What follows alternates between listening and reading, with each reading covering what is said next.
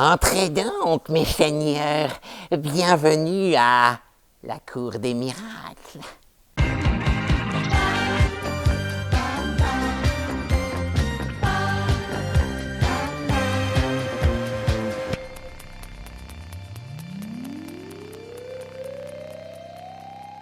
Les mendiants, quand ils rentraient dans la cour des miracles le soir, subitement voyaient leurs jambes repoussées, puisqu'en effet, ils dissimulaient leurs jambes pour favoriser la mendicité. Et donc, c'est pour ça qu'on appelle ça la cour des miracles, puisque là, les voyants, les non-voyants revoyaient, les sourds entendaient de nouveau, et les boiteux remarchaient normalement. On va diriger des confréries de mendiants selon leur manière de mentir aux passants. Faux malades, faux anciens soldats avec des blessures. On a un peu de tout ça dans le jeu. La Cour des Miracles, édité chez Lumberjack, est un jeu de Vincent Brujas, Guilhem Gautran, illustré par Ronan Toulouat. Ça ne se voit pas à première vue, mais c'est écrit là. C'est écrit là aussi. C'est écrit là aussi. En revanche, là, rien du tout. C'est un jeu pour 2 à 5 joueurs à partir de 10 ans et pour des parties d'environ 40 minutes. Dans la Cour des Miracles, chaque joueur prend en main une confrérie de voleurs et mendiants, autres tire-laine des basses rues de l'île de la Cité. Votre objectif ? Étendre votre influence dans les différents quartiers de l'île de la Cité, voire étendre votre influence auprès de la Cour des Miracles même. Il est assez difficile de pouvoir classer la Cour des Miracles en termes de mécanique. En gros, c'est un mélange de plein de trucs, mais ça marche vachement bien et c'est fluide. Et le meilleur moyen qu'on aurait pour le décrire, ce serait de parler d'un jeu de course aux objectifs. Un peu à l'image de Size ou Euphoria, vous allez avoir, parmi un panel vaste, un nombre limité d'objectifs à remplir. Pour y arriver pêle-mêle, on trouvera des mécaniques de bluff, de majorité, de card-driven, de building de sa petite équipe. Chacun de ces malandrins a une force particulière, voire même une capacité particulière. À votre tour, vous allez en poser un dans un des quartiers ou éventuellement acheter de l'influence auprès de la Cour des Miracles en gérant vos petits ducats sonnants et trébuchants.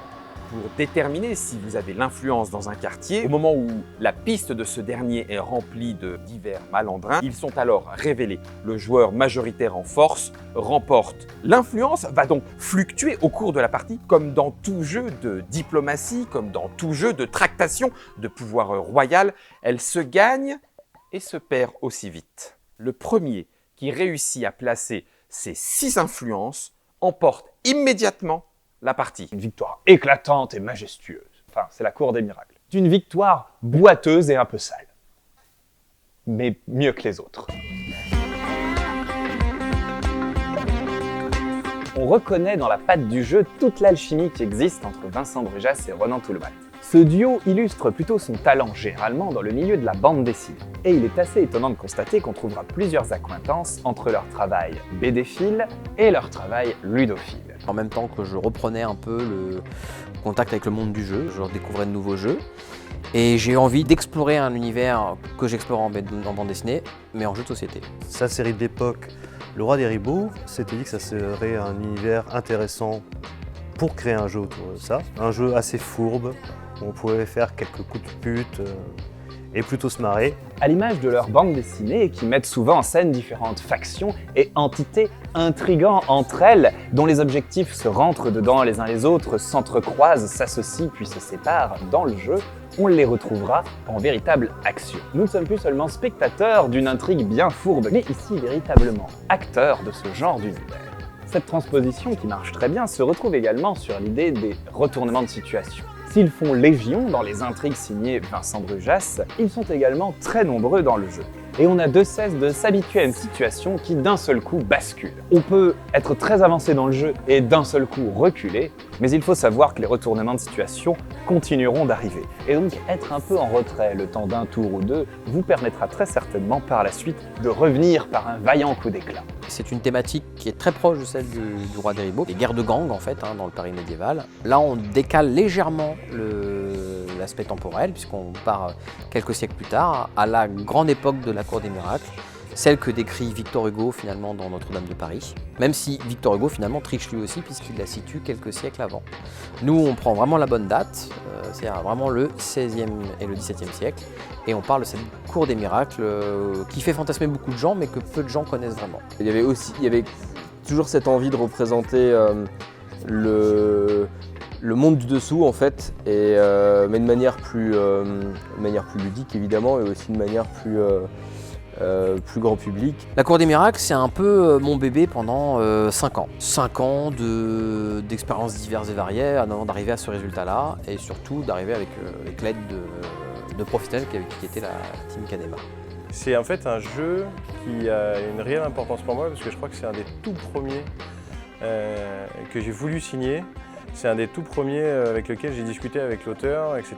Et en fait, la Cour des Miracles, en fait, c'était vraiment au tout début où on avait décidé de se lancer en tant qu'éditeur.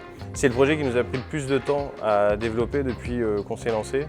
Et il y a vraiment un travail énorme qui a été fait à tous les niveaux dessus. La carte de jeu, où quand Antoine, l'éditeur, m'a proposé l'idée c'était ultra sexy et assez génial sur le papier. L'envie de départ d'Antoine, c'était de représenter Paris. La problématique, c'était ok, on se base sur le Paris de l'époque, mais le Paris de l'époque, avec les zones supposées où se passait la Cour des Miracles, c'est une toute petite partie en fait de Paris. Paris, c'est aussi quelques lieux emblématiques, comme surtout à l'époque la cathédrale Notre-Dame, avec l'île de la Cité, et le château du Louvre. Il fallait aussi intégrer la différenciation des quartiers. L'avantage, c'est qu'à l'époque, on est sur des maisons en bois, où le bois est généralement peint, donc je pouvais jouer justement sur une différenciation de couleurs à ce niveau-là. Il fallait aussi laisser la place au cheminement du Grand Coëstre sur toute la carte, et là c'était beaucoup plus compliqué.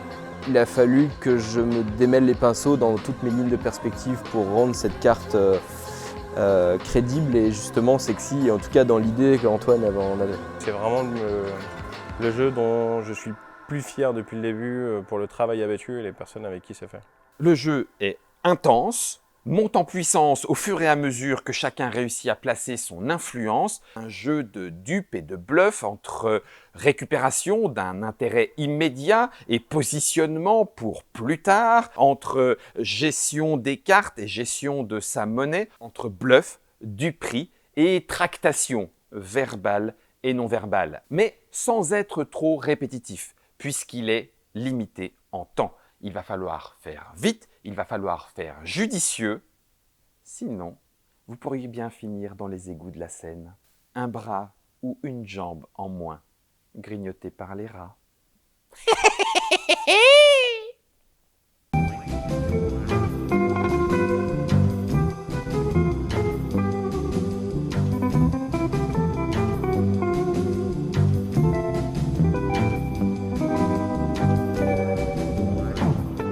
Dans les différentes confréries, il y a les faux soldats mutilés de guerre. Ah, mon bras, s'il vous plaît, une obole. Il y a aussi les espèces de chiens fous qui vont chercher la nourriture pour la Cour des Miracles. Oh, une cuisse de pigeon. Ceux qui s'occupent des maisons, comment on dit, fermées ou closes. Enfin, de façon historique mais un peu cruelle, il y a ceux qui s'occupent des orphelins et qui les font travailler en tant que... l'histoire, quoi.